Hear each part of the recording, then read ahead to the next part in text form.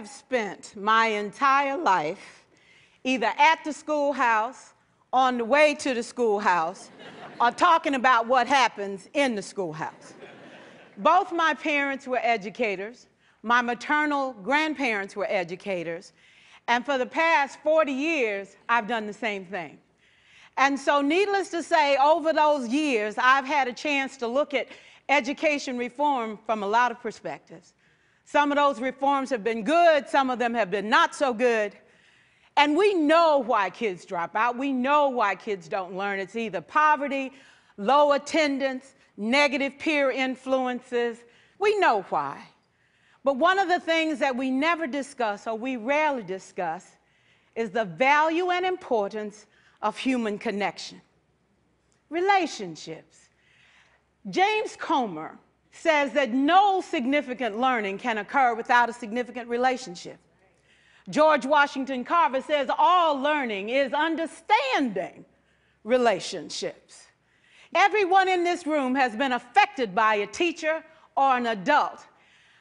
For years, I have watched people teach.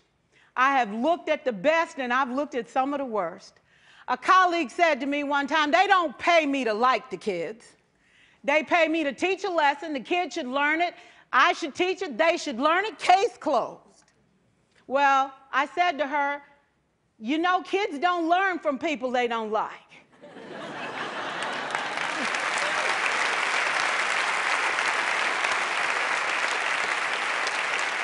She said, that's just a bunch of hooey.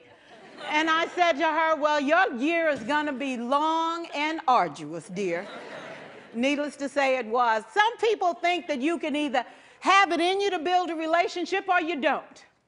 I think Stephen Covey had the right idea. He said you ought to just throw in a few simple things, like seeking first to understand as opposed to being understood. Simple things like apologizing. You ever thought about that? Tell a kid you're sorry, they're in shock. I taught a lesson once on ratios. I'm not real good with math, but I was working on it. And I got back and looked at that teacher edition. I taught the whole lesson wrong. So I came back to class the next day and I said, look, guys, I need to apologize. I taught the whole lesson wrong. I'm so sorry. They said, that's okay, Miss Pierson. You were so excited. We just let you go.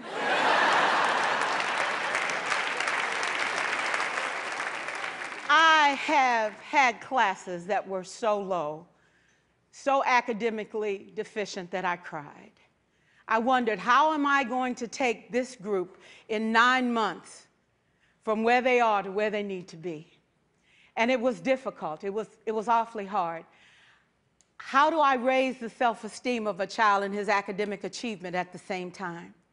One year I came up with a bright idea. I told all my students, you were chosen to be in my class. Because I am the best teacher and you are the best students, they put us all together so we could show everybody else how to do it. One of the students said, really? I said, really? We have to show the other classes how to do it. So when we walk down the hall, people will notice us. So you can't make noise, you just have to strut. And I gave him a saying to say, I am somebody. I was somebody when I came. I'll be a better somebody when I leave. I am powerful and I am strong. I deserve the education that I get here. I have things to do, people to impress, and places to go. And they said, yeah. You say it long enough, it starts to be a part of you. And so,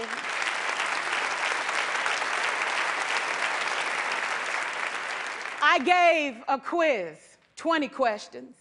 Student missed 18. I put a +2 on this paper and a big smiley face. He said, Miss Pierson, is this an F? I said, yes. He said, then why'd you put a smiley face? I said, because you on the roll. You got 2 right, you didn't miss them all. I said, and when we review this, won't you do better?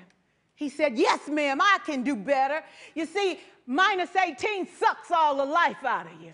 +2 said, I ain't all bad.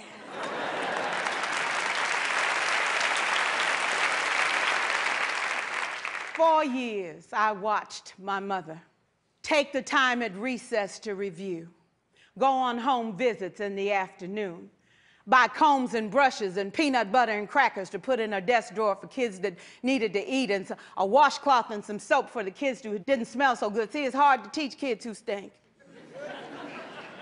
And kids can be cruel. And so she kept those things in her desk, and years later, after she retired, I watched some of those same kids come through and say to her, you know, Miss Walker, you made a difference in my life. You made it work for me. You made me feel like I was somebody when I knew at the bottom I wasn't. And I want you to just see what I've become. And when my mama died 2 years ago at 92, there were so many former students at her funeral. It brought tears to my eyes, not because she was gone, but because she left a legacy of relationships that could never disappear. Can we stand to have more relationships? Absolutely. Will you like all your children? Of course not. And you know your toughest kids are never absent. Never. You won't like them all, and the tough ones show up for a reason. It's the connection, it's the relationships. And while you won't like them all, the key is they can never, ever know it. So teachers become great actors and great actresses, and we come to work when we don't feel like it, and we listen to policy that doesn't make sense, and we teach anyway. We teach anyway because that's what we do. Teaching and learning should bring joy. How powerful would our world be if we had kids who were not afraid to take risks, who were not afraid to think, and who had a champion? Every child deserves a champion, an adult who will never give up on them, who understands the power of connection and insists that they become the best that they can possibly be. Is this job tough? You betcha. Oh God, you betcha. But it is not impossible. We can do this. We're educators. We're born to make a difference. Thank you so much.